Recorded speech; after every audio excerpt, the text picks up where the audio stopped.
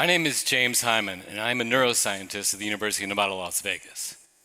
In my lab, we use brain recording techniques and lots of math to understand how our brain creates thought, how our memory systems work, and ultimately, why these processes fail as we age and with diseases like Alzheimer's. Now, I tend to be a visual person, and this affects my workflow. I study the codes the brain uses to create and store information. And me and my students' first step with every new data set is to try to visualize the data. I find this helps me understand a little bit of how the brain might be working. It helps me formulate hypotheses. So today, I'm going to share with you some of the visualizations that I've created over the years. I believe that understanding how cognition works at a mechanistic level can help you know your own self and allow you to hack your brain so you can learn and remember better. In my 2+ decades of studying neuroscience, a lot has changed. But one of the things that's become more and more apparent as more work is done is that within the brain, everything affects everything else. Our brains are keeping track of where we are, who we are with, what we are doing, how we feel. But these are not independent signals. Our brains are condensing our experience down into a singular whole. Everything affects everything else. So even if we do the exact same thing in two different places, our brain's going to respond differently. It's all about context. How we see things, how we feel, how we experience the world is entirely dependent upon everything around us and inside our minds. To introduce you to how our brains process information, I want to tell you about a demonstration that I first developed for kindergarten classes. Now imagine a room filled with kindergartners all sitting down on the ground, crisscross applesauce. I picked one student right in the middle of the room and I asked him, can you turn around and cover your eyes? I then split the remaining children up into two groups. I'm going to do this based upon the first letter of their first name, so this way the groups are spread out randomly throughout the room. One group is going to be the blue team and the other will be the yellow team. I then put a blue or yellow square on the screen and I asked the corresponding team to all say their team name.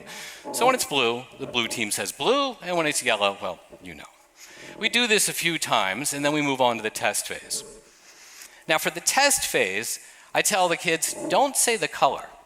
When your color is on the screen, I want you to say bop. So I put a blue square on the screen and the blue team all says bop.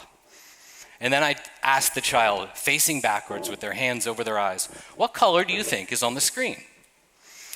Invariably, that child will meekly say, blue? Almost like they're guessing, but they're not guessing. Every single time, they've been correct. See, they're picking up on the patterns of who's on which team based upon the sounds of their voices or the location of their voices. And so then they hear those voices say bop, and they know they were on the blue team, and thus the square was blue. Now, I don't give this child any instructions at all. All I tell them to do is turn around and cover their eyes. Their brains automatically pick up on the patterns of voices. They do so because the same thing is happening all the time within our brains, because that's how our brains work at an individual cell level. The first insight I want to tell you about tonight addresses the question of why do we remember some things but not others? Now the visualizations I'm going to show you are something we call neural state space. And neural state space I know sounds crazy and intimidating, but it's just a way for us to be able to examine patterns in the brain and see how similar or different they are, just like the patterns of voices that said bop for the blue team and bop for the yellow team. The data I'm going to show you here first comes from naturalistic behavior, where we just allowed an animal to go and explore two environments over a 20-minute period of time. What you see here, each dot represents a 500 millisecond snapshot of the brain activity as the animal was exploring these environments. And you see that all these dots are pretty well spread out, and that makes lots of sense. The neurons that we're recording from are responding to everything the animal experiences and everything the animal does. And while we let them behave freely, they do lots of different things. In my lab, though, we're more interested in the larger picture. We want to understand what are the organizing principles of cognition. For example, look what happens when I color these dots based upon the environment the animal was in when the events took place. Now we clearly see two separate patterns are present. This is the brain organizing information based upon context. These same signals are absolutely integral for our memories. So we went back 2 weeks later and recorded from the same animals in the same 2 environments. And when we did this, we can see that the effect is much larger. Over the memory process, these 2 similar experiences have gotten disambiguated. So the context effects actually got stronger over time. Now, these brain cells respond to location so strongly we can use this to hack your own memory. By working on the same thing in multiple different locations, you'll create unique signals that help your brain remember. The same is true for information. I tell the students in my classes that if you want to learn something, when you study in lots of different places. If we keep studying in the same place, we're doing the exact same thing in the same location, our brain's not going to remember those repetitive experiences. But novel contexts create natural signals that help our brain remember.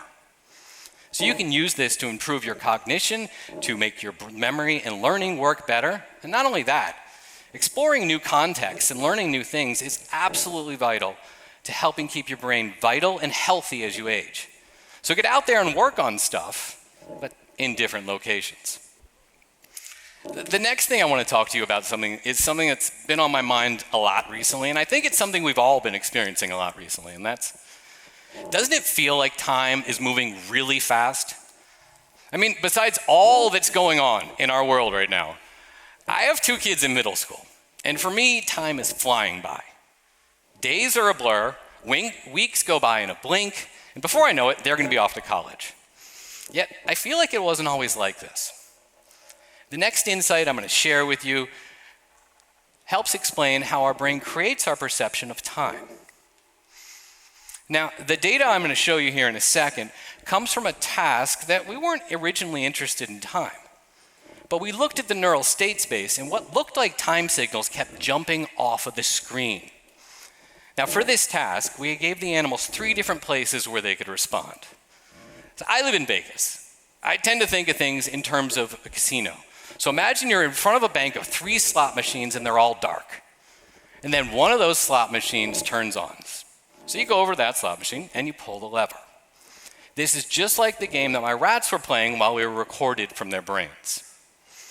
Now, in this plot right here, we see 3 clearly separate clusters of points. Each dot here represents the activity in the animal's brain as it was completing one of those trials. You know, pulling the slot machine lever. Now, the first thing you can clearly see is that there are 3 separate clusters. So again, we see context strongly affecting what's going on in the brain.